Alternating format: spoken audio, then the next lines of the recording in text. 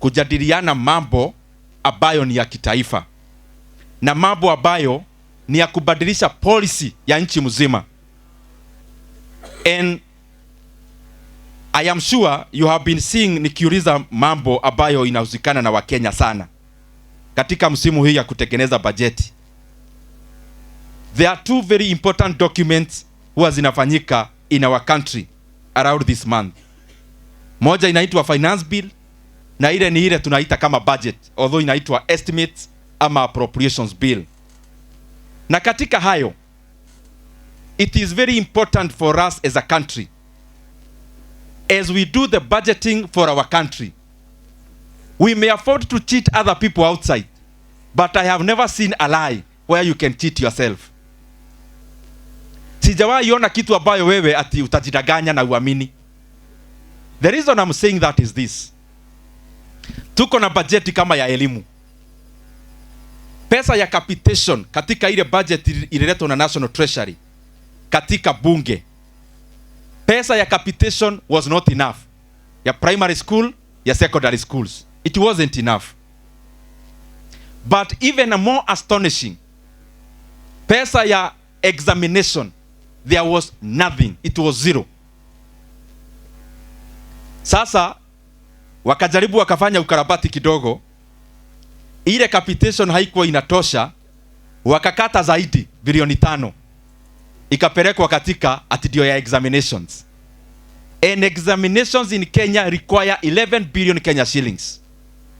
So I want to request the policy makers in this country, let us not make a budget of lying to ourselves and lying to our development partners.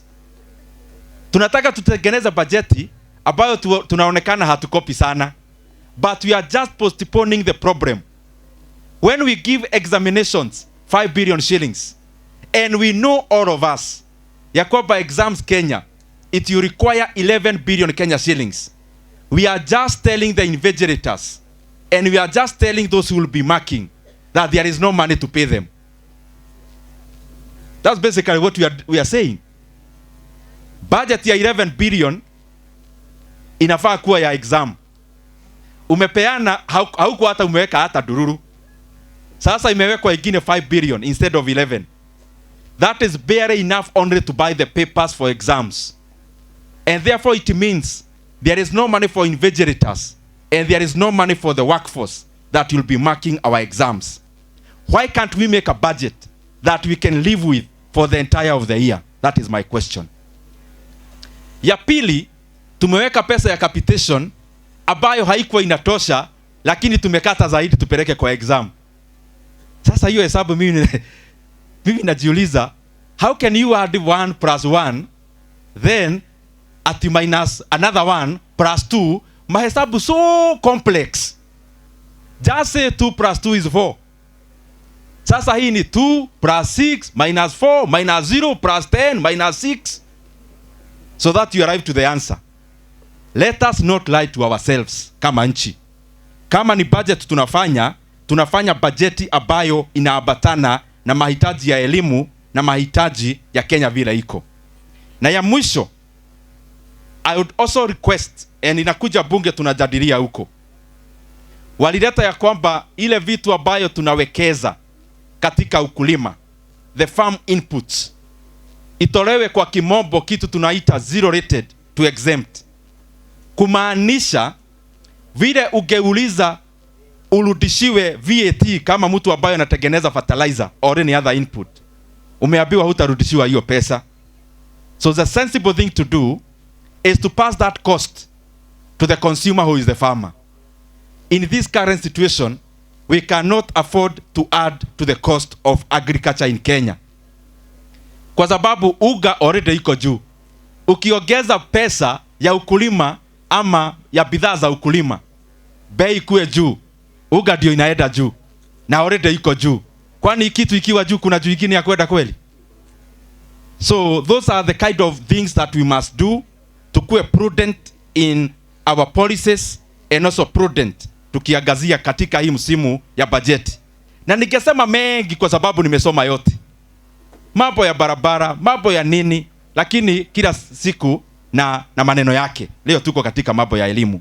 Na ya mwisho kabisa, ningeuliza, even when we are doing policies around institutions, tusifanye ile ina favor sisi katika siasa yetu ya hiyo wakati. Institutions like KRA, institutions kama zile zingine zote, wacha zifanye kazi yao professionally. Currently, there are laws in Kenya that protect every Kenyan when it comes to their data. We cannot afford then to open that floodgate. Kazi ya KRA inalinda mabiashara na kazi yake ni kuokota kodi kwa sababu nchi itaenda mbele. Lakini hawezi pewa ruhusa ati sasa watakuwa wanachukuza Mkenya kila kitu ambaye anafanya. They must have limits. Every institution of government to have limit within their mandate, ndio maneno hiyo ikae sawa sawa. Gereki. Sit down with her, speak. They are asking a lot of questions. And there's a lot of...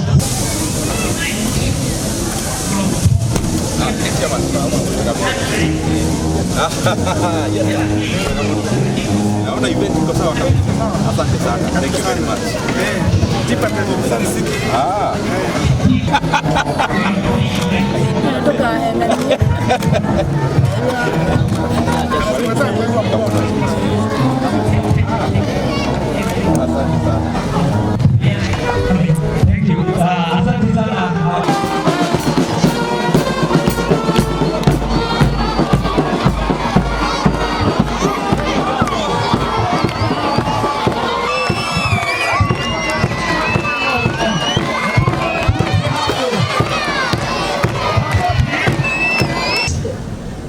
Do the business.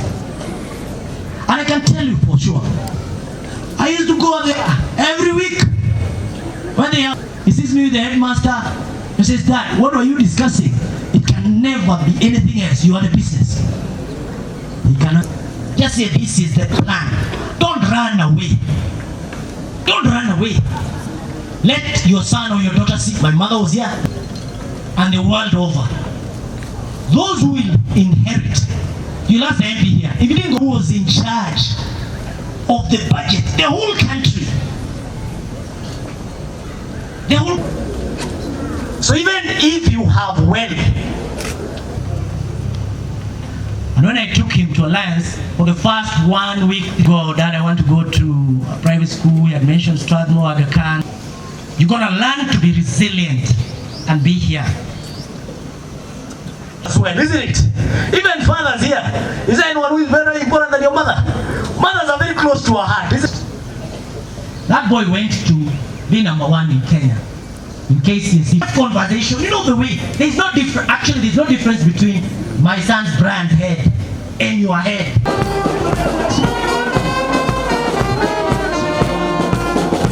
I chair the Parents Association of Alliance High School. And one thing I have told parents is